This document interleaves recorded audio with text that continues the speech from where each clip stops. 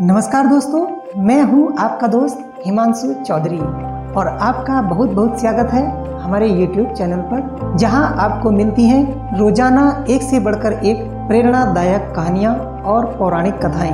आज मैं आपके लिए लेकर आया हूं एक और बेहतरीन प्रेरणादायक कहानी। दोस्तों, किसी राज्य में एक राजा था। वह बिल्कुल निसंतान था, कोई उसकी संतान नहीं थी और अब वह बूढ़ा हो चला था।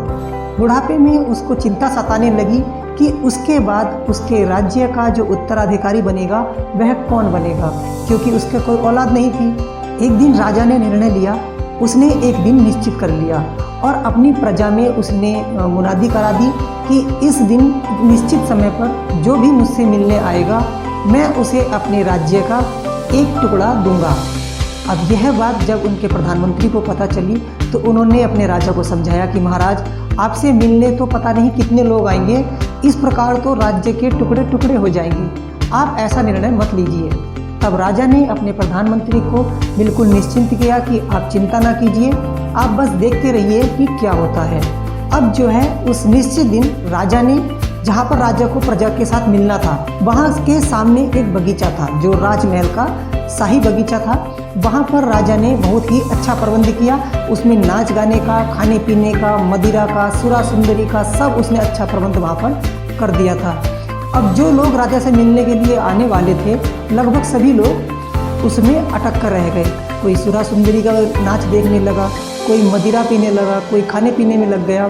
इतने अच्छे प्रबंध थे कि चाह कर भी कोई आदमी आगे नहीं बढ़ पा रहा था और वह सब उसी में उलझ कर रह गए। लेकिन उस राज्य में एक व्यक्ति ऐसा भी था जिसने इन सब तामझाम की ओर देखा भी नहीं और वह धीरे धीरे उस बगीचे को पार करते हुए राजमहल की ओर बढ़ने लगा। जैसे ही वह राजमहल के द्वार पर पहुंचा तो वहां देखता है कि सैनिक नंगी तलवार लिए उसकी ओर दौड़ रहे हैं। उसने उन सैनिकों को अनदेखा किया और उनको धक्का देते हुए भागकर अंदर पहुंच गया, जहां पर उसको निश्चित जगह पर राजा मिल गए। और उसने राजा से कहा कि महाराज, आपके सैनिक मुझे मारने के लिए दौड़ रहे थे, लेकिन मैं उनको धक्का देकर आपसे मिलने के लिए आ गया हूँ, आप मेरा अपराध क्षमा कर दीजिए। तब राजा ने खुश होकर उस आदमी को गले लगा लिया और अपने प्रधानमंत्री से कहा कि देखा, मेरे राज्य में एक व्यक्ति ऐसा है जो किसी भी प्रलोभन में बिना फंसे मेरे से मिलने के लिए आ गया है और मैंने ही सैनिकों को कहा था कि इसको थोड़ा आप डराइए। यह उनसे भी नहीं डरा, क्योंकि इसका लक्ष्य एकदम निश्चित था, इसको मेरे से मिलना था। और राजा ने उससे कहा कि आप चिंता नहीं कीजिए, मैं आपको राज्य का आधा हिस्सा नहीं, आपको पूरा ही राज्य दूंगा, आप ही मेरे राज्य के उत्तराधिकारी बनेंगे। तो दोस्तों, हमें इस कहानी से यही सीख मिलती है कि यदि हमारा लक्ष्य एकदम निश्चित है, हमें जो चीज़ चाहिए हमें उसका लक्ष्य एकदम निर्धारित करना होगा, तभी हमें वो चीज़ मिलेगी।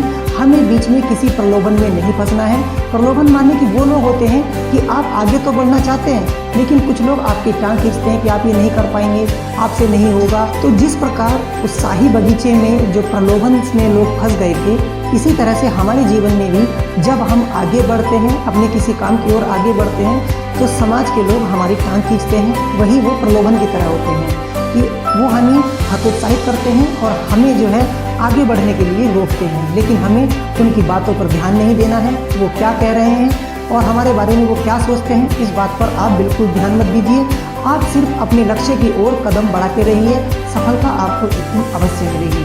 तो दोस्तों, आज के लिए इतना ही। मैं कल फिर मिलूंगा किसी और दूसरी वीडियो के साथ। तब तक के लिए यदि आपने अभी तक हमारा चैनल सब्सक्राइब नहीं किया है तो कृपया चैनल को सब्सक्राइब अवश्य कर लीजिए, ताकि आने वाली कहानियाँ आपको सबसे पहले मिलती रहें।